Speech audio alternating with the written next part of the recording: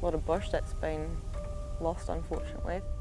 The number of pests that are here are just having a massive impact on the biodiversity. There's not really that much birdsong. The country is pretty diverse, eh? Like this is tiger country, this is sea cliff territory. I love the sea, I love the dunes, I love the pingao. The place is just incredibly amazing.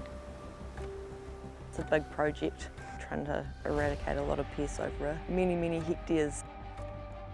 Having the community on board with us is essential for success. It needs to be done in conjunction with the community, so the more that they can be involved with us, the better. A big difference with this project is they've got two distinct elimination areas. One's on Kaiteriti, which is flat and really dominated by coastal conditions, so it's really hard on gear. The lifespan of devices out there is a lot less due to the salt spray and the impacts of wind and sand on it. And on the peninsula here itself, even though it's farmland, there's a lot of pockets of bush and it's really steep, challenging terrain and really difficult to work in. Our project, we've been operating in our area that's 23,000 hectares, and we're really just scraping the surface at the moment and getting the ball rolling. And in this landscape, we're really, first of all, going for elimination of possums across 23,000 hectares to begin with, and within that also targeted suppression of mustelids and feral cats within that landscape in areas of high biodiversity value.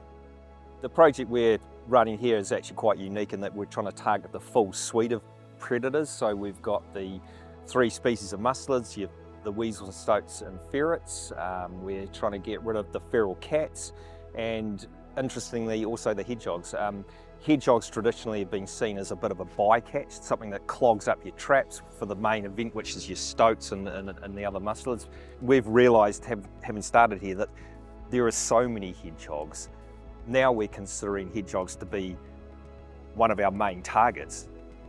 I think we've learnt an awful lot in the last year in both Kaiteriti and the wild side, and I feel like now, in the last couple of months, we're just finally getting into our stride and actually achieving things. We've got our routines sorted, our processes, teams in place, people are confident they know what they're doing, the tech is supporting it, and we're actually making some headway. It feels really good. A lot of the changes that we're seeing now are community focused and people focused, building resilience within the local neighbourhood. One of the avenues that we do is we work with communities to enable them to do trapping and to take this kind of work into their own hands. And one of the big changes we've seen is a groundswell of pre-existing communities that lost their reason to be connected because of whatever it is, urbanisation, schools closing down, the landscape changing, job availability changing, and being able to bring them back together over a common purpose. And that's been a really cool change. I feel quite personally responsible for getting these animals off this land.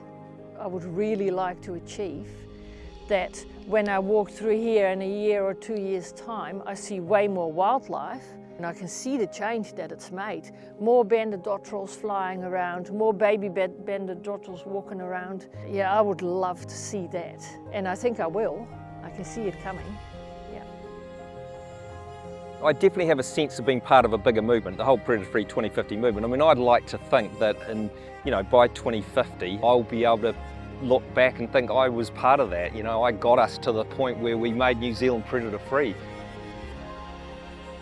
What's really important about this project is that the effects that it's going to have are going to last generations, right? Like, this is a pretty amazing undertaking that we have the opportunity to do, and I don't think we've seen a movement like this really before in the country. So the lofty goal that Predator Free 2050 is actually a really good goal and a really motivating thing for people. And I'm really proud to stand here and look at the landscape around me and say that we're doing our bit to return the amazing landscape that we once had back to what it should be. So that's really cool. To see the land flourish as it once was would be really, really cool, and just it's a really heartwarming sort of feeling to be a part of that, to have your little input in that, and it'd be nice to see it back again. Just nice, even though it might take many, many years, it's nice to do your bit and have your wee footprint on the ground.